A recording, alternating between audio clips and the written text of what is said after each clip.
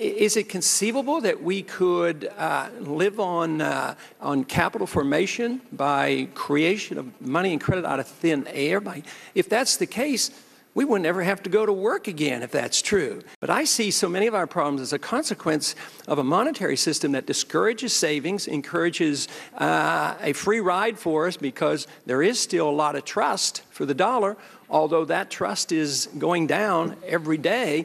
And I think we have to face up to the consequences of what this might mean to us. Congressman, you're absolutely right that we're also relying pretty heavily on borrowing from abroad, which is our current account deficit. I think that's sustainable for a while because foreigners seem quite interested in acquiring U.S. assets. We have very deep and liquid financial markets.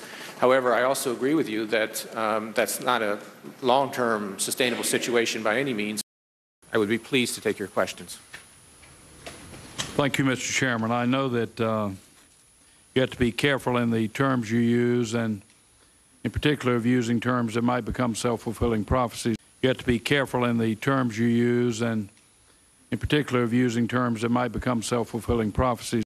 But it's his experience with global markets that sets Paulson apart from his predecessors, John Snow and Paul O'Neill. When you were chosen, a lot of people said your greatest strength in this job would be your potential to handle a major global financial crisis. And Let's hope I don't get an opportunity. You haven't had it yet, but what's the one you spend the most time worrying about and thinking about? Well, George, one of the things I've learned is that, first of all, I don't have a crystal ball. You never know what's going to happen in the financial markets. When you were chosen, a lot of people said your greatest strength in this job would be your potential to handle a major global financial crisis. The Secretary of the Treasury said to me, Nancy, it can't wait until then.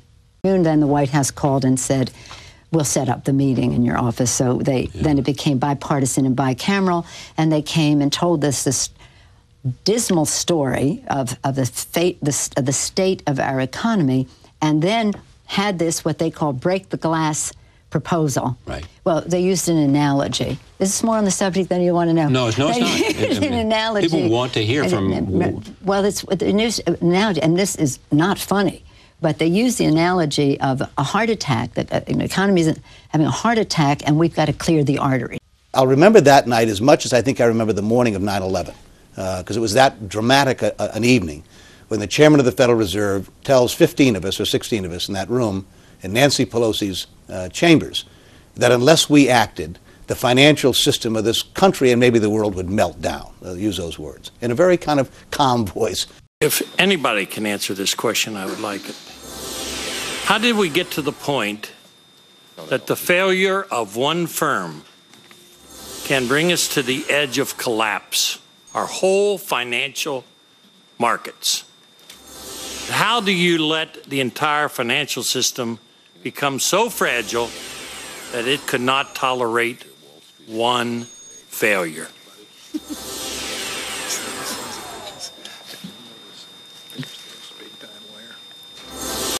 How do you let the entire financial system become so fragile that it could not tolerate one failure?